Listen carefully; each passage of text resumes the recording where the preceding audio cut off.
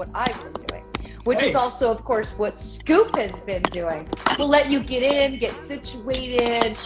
Once you're situated, then we'll 305 Ito, what's going on? Sheldon, what's going on? Are we stuck? Is the stand falling over? What's happening, Scoop? No.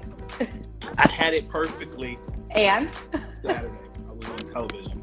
Yeah. Today has been a crazy day. I understand. Of course it has. It's NBA trade deadline. So where do we start?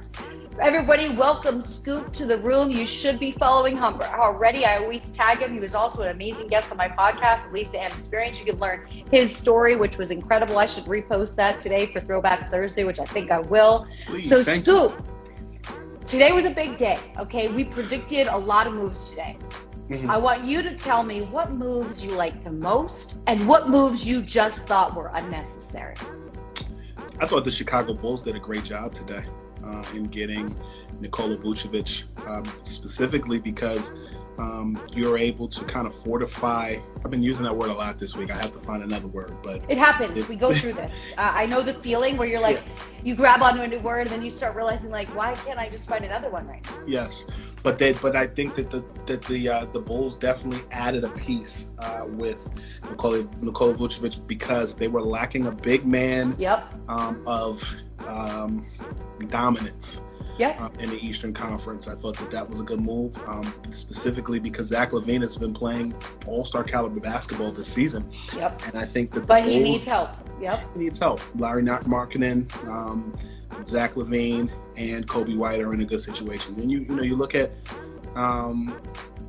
the Miami Heat, who added the addition of Victor Oladipo. Which I was very surprised Oladipo went to Miami. I was very surprised. It was something that was in the works since August, particularly in the NBA bubble. I was told that Oladipo took a liking to that team, and then you kind of saw some things in Indianapolis with he and just the flow of just wanting to be within our winning franchise. The Knicks were in on Oladipo as well as Lonzo Ball, but ultimately, he went to the Miami Heat. Look, Miami is the one team, to me, Scoop, in the bubble that pulled together more than any other team. And what we saw in the bubble was some teams really bonded, right? And that bond is unbreakable. And I think players witnessed that, and other teams didn't handle it as well. I mean, listen, there's a lot of struggles to be away from your family and your life in a hotel just around the same people all the time. Miami had no problem with it. But this, look, I love Oladipo. I love what he can bring. I love how he can help Jimmy Butler as well. So I thought that was a good move, but I just didn't see him landing there because I was just, maybe it was my wishful thinking that he would come to the Knicks. But then at the same time, I couldn't decide who I would want to get rid of from the Knicks that isn't building our future. Kyle Lowry would have become a Miami Heat. The only thing that was a holdup was, Tyler Hero, and basically they were holding on to him. I can tell you, I was on the ground in Oklahoma a couple of years ago when Chris Paul was moved to the Houston Rockets in exchange for Russell Westbrook. And from the Oklahoma City Thunder side, Miami did not want to relinquish the rights to Tyler Hero. Miami is very big on Tyler Hero, and you saw that become to fruition even within potentially acquiring Kyle Lowry. The Sixers were a buyer in the Kyle Lowry market as well as far back as last summer, even during the draft. Right. Ultimately, now let me ask you what you know about this interaction is very different from what we've seen from seasons in the past because these players can't play until they go through COVID protocols in their new city. Am I correct? So it's going to be about 5 days before we see these players, or 7 days? Yes, that's exactly what's going to take place. They have to, pack up, move, and then go through a protocol for 5 days. So it's kind of like a mini bubble situation before you kind of before they go and play for their new team. And I'll tell you something else. You asked me about moves. I thought the Denver Nuggets were a great move. All along, we knew that Aaron Gordon wanted out, particularly because Orlando was just a sitting duck, if you will. And when you look at the contracts, the expiring contracts, I feel like this trade deadline was the trade deadline of expiring contracts.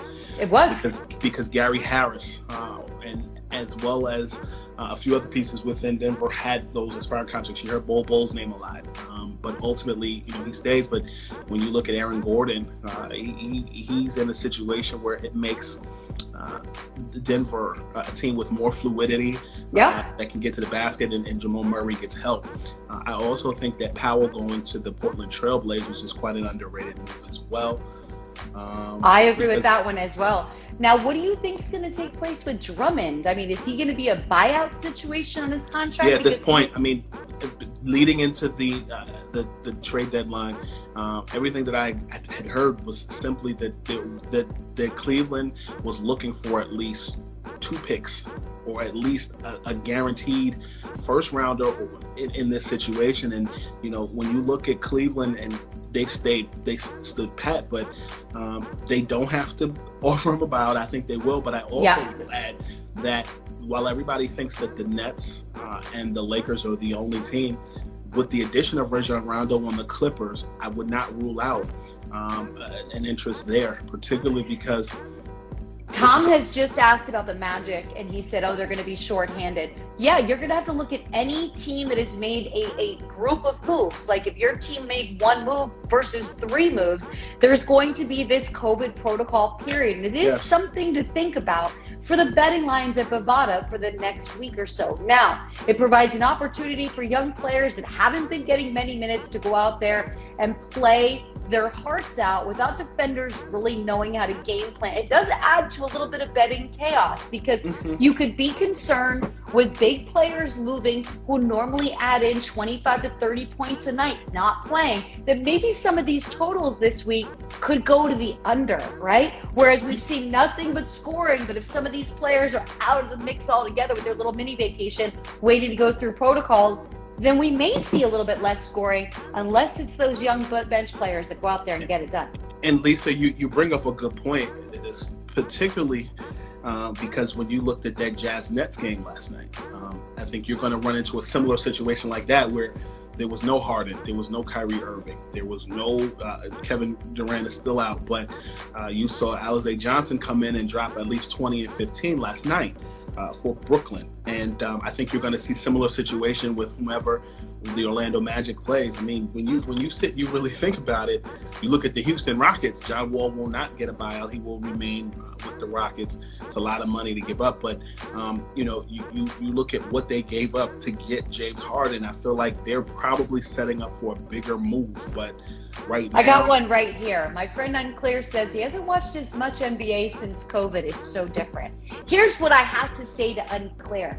And I know, Scoop, you're going to totally agree with me. We all need to be watching all sports to support the fact that we actually have sports. And at the same time, last year, we did not, okay? So the way I'm looking at it is players are going through a different experience, especially with March Madness. This is such a different experience for college athletes to not have the excitement of March Madness, the crowd coming down after the game. I mean, it's kind of anticlimactic if you really think about it, right? So yes, it's different. Oh, you're 4 or 5 hours ahead. Well, Clara, you got to do what I do. You got to work that DVR like it's your job. You got to. That's what you do. No, I do. I get up first thing in the morning and I'm working in my office. I roll my TV and I sit there and I watch Last Night. And I got to tell you, fast forwarding through commercials can be such a satisfying experience. So Unclear. He's in London. You're 5 hours ahead. It's still watching, but just not as much, guys. I get it. But here we are tonight. Simple slate, which was smart for the NBA. I picture a lot of players right now, Scoop, packing duffel bags. Their wives or girlfriends are going to pack the rest of the stuff, but they need to get there as soon as possible so that they can start being clocked into that COVID protocol time frame. So, you picture all this. Now, before we get into tonight's schedule, the 5-game slate, before we get into the lines at Bovada, you all can use my promo code. It's BBLisa250 if you're playing with cryptocurrency. But here's what we have that I found ironic. The most ironic move of the day is that Mr. Lou Williams goes to Atlanta to be close to where he's from. You get into Magic City, he will be eating the lemon pepper chicken wings every day. So my question to you is, chicken wings are very fatty. I almost felt it was better when Lou didn't have access all the time. He's thin, he doesn't put on weight, but if he's eating those things multiple times a week, does he put on weight being in Atlanta? No, because I think you get used to it. And I think you as a Pennsylvania native or a resident of, or from being the state of Pennsylvania, the great state of Pennsylvania, you can get this. I went to school in the Philadelphia area, and everybody's like, yo, bring me home a cheesesteak. You eat cheesesteaks often, you get sick of that after like the first month. So I think it's the same but thing. But Lou risked it all during the bubble to get those wings, Scoop. He risked it all. Yeah, but Lisa, I'm going to be honest with you. I think he should not have been there because of his job. However, have you ever had those lemon pepper wings? I haven't eaten wings since the early 90s, and this will be a brief story, but when I was with my first nutritionist and personal trainer, we made a list of 5 foods that I would never eat again because of their fat content. Sure. A wing is about 20 grams of fat per wing, so it was easy. I made a list of like 15 things that I ate that I knew were awful for me, and then we made the executive decision of like I had an obsession with mozzarella sticks, not even just the fried. And I mean, I grew up, we had a fryer at home, we ate mozzarella. My dad would make it fresh. He'd cut these big square chunks of mozzarella and he'd bread them and he'd fry. I had to give that up. I will admit there may or may not have been a splurge here or there, but I've never gone back on the wings thing. It was not worth the work. Let's talk about tonight. We got 5 games. First coming up, Portland Trailblazers at Miami Heat. Injuries. We got Nurkic, who's going to be back on Friday with this wrist injury, which is pretty exciting. On the other side, Butler is still day-to-day. Vincent is still day-to-day. Dragic is questionable, and Haslam and Okpala are out in the COVID protocol situation. The total points in this game at Bovada for tonight, that you're all playing, 217. It's plus 105 for the Trailblazers to take the win. It is minus 125 for the Heat to take the win. Who's winning this matchup with no Jimmy Butler? And this concerns me a bit. Trailblazers can get it done when they want to. Portland. I'm going to take Portland for the win as well. I'm also going to go for the over 217 points too, because of the lack of defense. That's really what it's going to be. So we're both going with Portland and the over. What do you all say tonight on this game? I want to hear from all of you. What do you got? We got the total points of 217 for the Trailblazers. Heat. What are you all going? Moving on to the next game, we got the Washington Wizards. What is happening with the Wizards? Like, first and foremost, I want to thank them for giving the Rockets a win on Monday night, because once the Rockets had to keep putting their heads on their pillow and they'd already lost 20 straight. Once it gets 21, 22, you're not creating a habit. You're okay losing. So when the Wizards, I feel like somehow the Wizards let them win because nobody else has done it, but now the Wizards how could you lose to the Heat? But the Wizards missing. The Wizards. Go through the injuries real quick. Bertrands is out now for 2 weeks after that MRI on his calf. On the other side of the ball, the New York Knicks.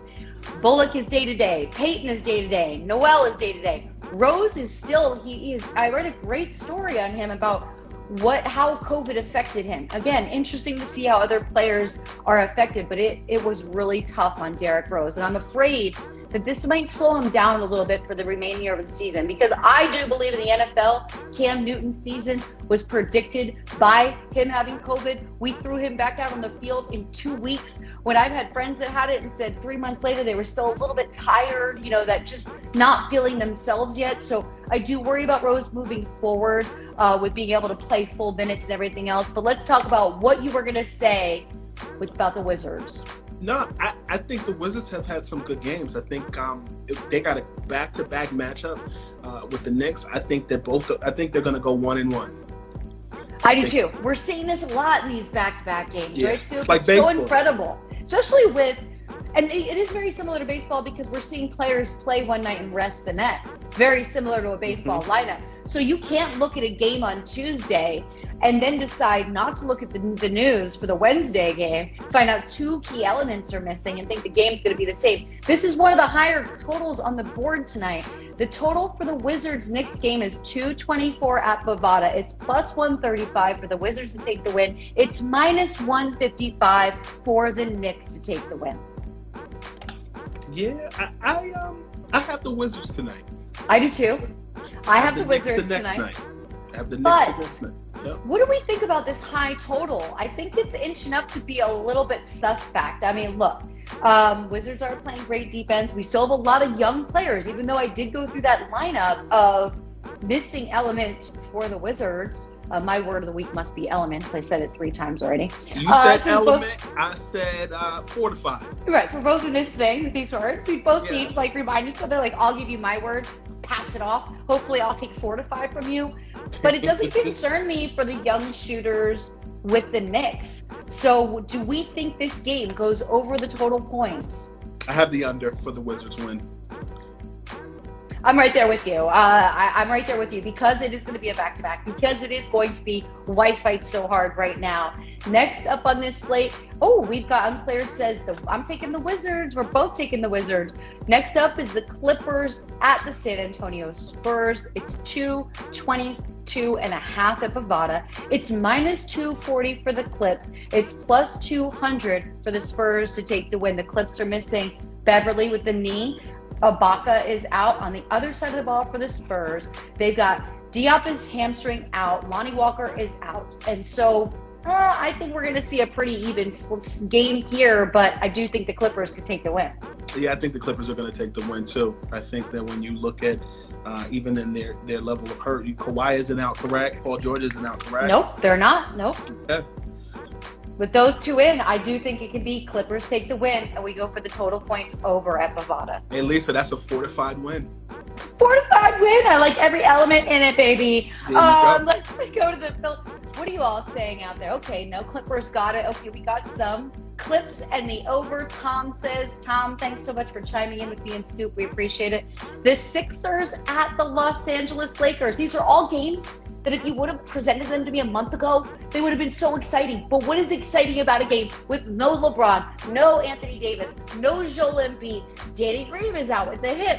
Steph Curry is out as well. But I will say this, Tobias Harris for the 76ers is just making magic. And it's so cool to see his career on this trajectory. Because remember, 3 years ago, Tobias Harris, in and out injuries, he's moved to quite a few teams. He's become a young journeyman in the NBA. And I feel like a player like him can get written off by so many people. I was on the phone with his dad about a couple of weeks ago, who's his agent. And he felt that Tobias was slighted as an all-star. I agree. Tobias feels he was slighted.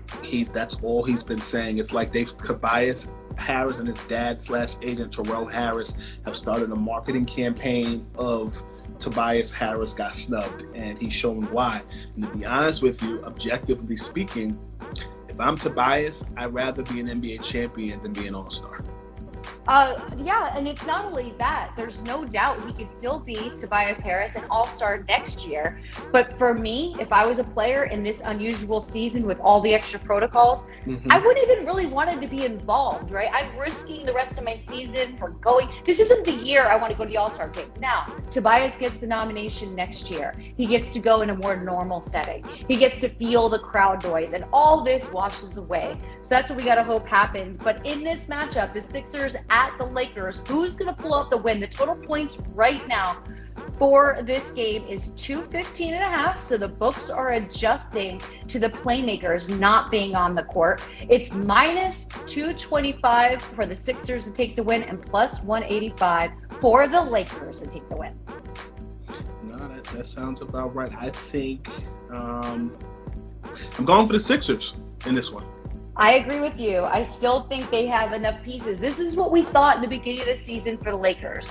They have a strong team, but they do not have a strong bench. And now that the bench is having to do all of the work, we're seeing it doesn't work as well. The Sixers, on the other hand, has still Ben Simmons out there. They still got Tobias out there. They're studs. You know, with no Embiid is a bummer, right? Danny Green is a bummer. But you still got incredible playmakers right there. So I'm going to take the Sixers on this one. And because the points are so low, 215.5, I'm going for the over. How about you? Oh, Tom Over. agrees with us. He's got Philly in the over. Tom, I hope you are playing this at Bovada. I hope you make some money at Bovada. We have people always ask me if I own the company, Scoop. I'm like, well, if I own the company, I wouldn't want all of my people to win all the time. I mean, how good would that work, right? I want all my people to win. Yeah. We got one more game. The Golden State Warriors at the Sacramento Kings. The total points, 226.5. The Warriors are plus 115 for the win. Kings 135. There's no doubt, even without Steph Curry. Now, let me just talk about this Steph Curry injury. I broke my coccyx bone many, many, many years ago.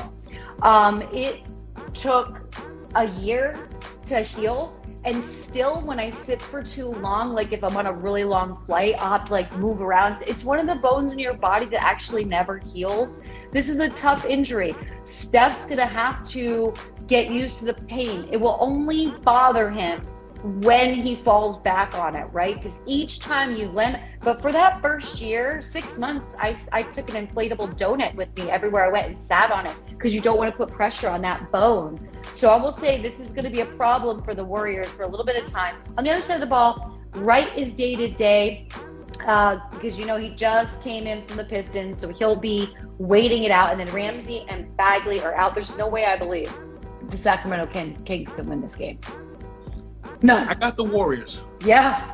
I mean, Warriors can be depleted, and I have this faith because the Warriors still have Draymond, okay? They still have their playmakers in place even without. Now, this total points right here at Bovada is 226.5. Kings have no defense.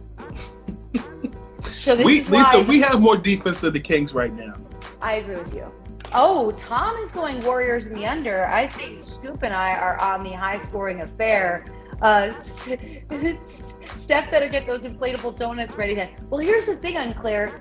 Athletes have much better options, right? They have all of these therapists taking care of them, all of these elements there I go again, elements. All of these things that a normal person doesn't have to recover. So I always feel like when an athlete gets the same injury as a regular person, you can speed up. Like your doctor would tell you, oh, don't walk on it for 6 months. You're in the NBA. Oh, in 2 weeks, we're going to get you back out there. Because it's round the clock care.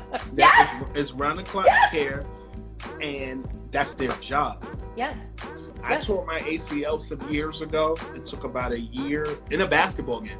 It took about a year and a half to recover from it. That would take somebody sometimes 6 to 8 months. Right. And it's just it's very different being a player, and they have that advantage. But how do you think that Rondo? Now, did you think the Lou Williams move was a good idea? I mean, Lou Williams, I think, didn't serve a purpose like he should have for the Clips. Is it going to serve a better purpose where he's going now? Yeah, instant scoring off the bench. I agree. And I think playing under Nate McMillan. I can't think of the gentleman's name that played for the Pacers last year when Oladipo was hurt, their point guard, or their combo guard. But he played his at Dollar off, Lisa. And, at Dollar? And I think that you can see Lou Williams not only being home in the state of Georgia, but also I just think Nate McMillan's offense is predicated for combo guards like himself. I agree. Now, on the other side, of the flip side of that, Rajon Rondo goes back to Los Angeles, but not to the Lakers. He goes to the Clippers. Has to be kind of comforting. He's already lived there, right? He already knows where his favorite sandwich shop is, what grocery market he likes. How do you think Rondo, a bit older, but still a good facilitator, how's he fit in for the Clips? Well, for one, he has a relationship with Ty Lue dating back to the Boston Celtics championship days under head coach Doc Rivers. For two, I will share this with you as it relates to Ty Lue, as it relates to Rajon Rondo. When you look at Rondo and what he did with the Hawks, it was the thought process and the hope of Rondo that would transition into some sort of future head coaching gig, kind of expediting that process in the same way that Derek Fisher and Jason Kidd were ushered in as head coaches. But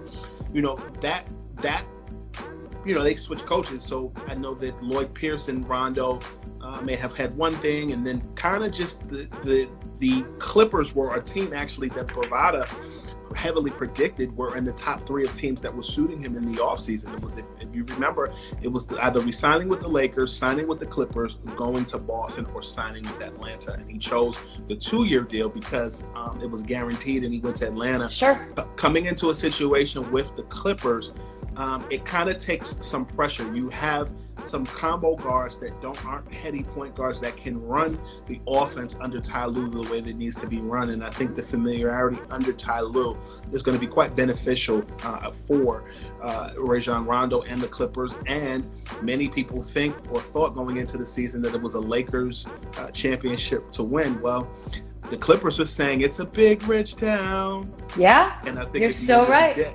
So that kind of leads into the Drummond situation. People think it's a foregone conclusion that it's Lakers and Brooklyn. With the upgrade of Rondo, Rondo is a magnet for someone like Drummond now. Yeah. And there's still that conversation out there. Our follower right here, Tom, said, what do we feel about Fournier to Boston? Good defensive player, and he fits Brad Stevens to a T. Orlando is a rebuild situation, and he and Fournier and Aaron Gordon got out of that situation.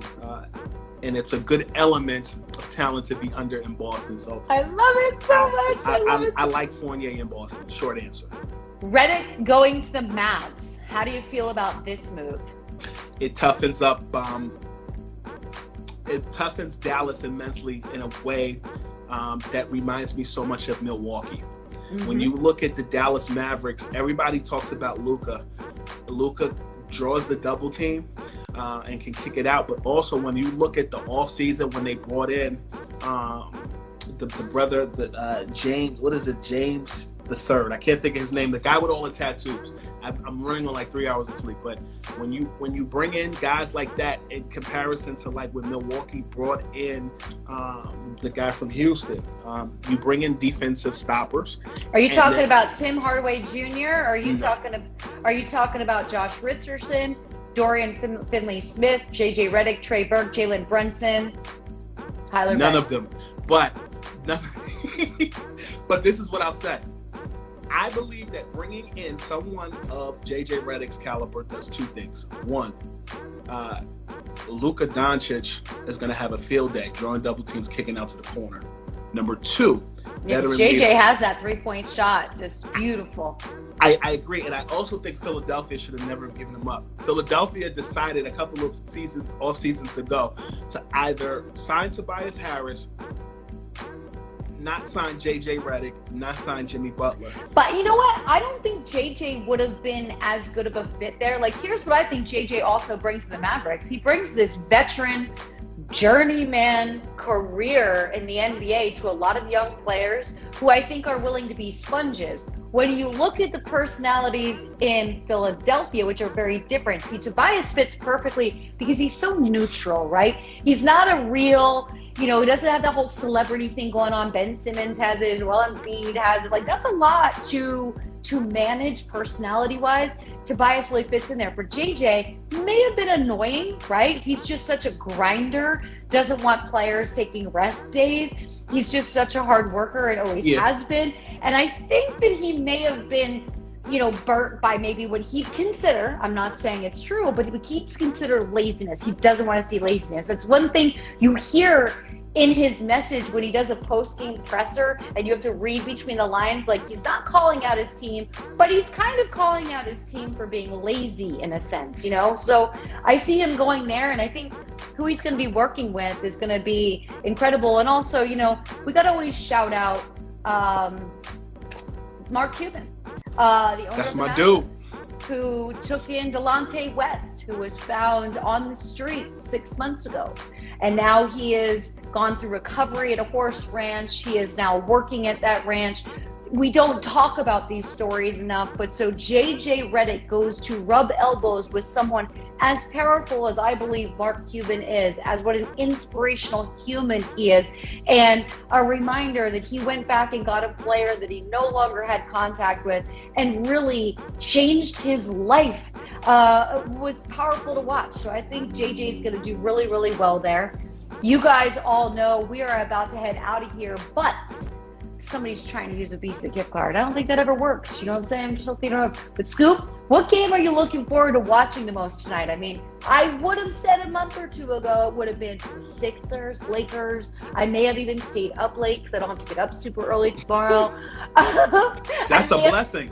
Yeah, if it's a good game, how do you go to sleep, right? But what game are you looking forward to the most tonight?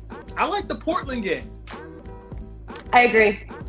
Yeah, I agree. I think that's really the way to go as well. So we'll be watching. We'll be enjoying Scoop. It's always so great. I love seeing you every Thursday. I love talking to you during the week.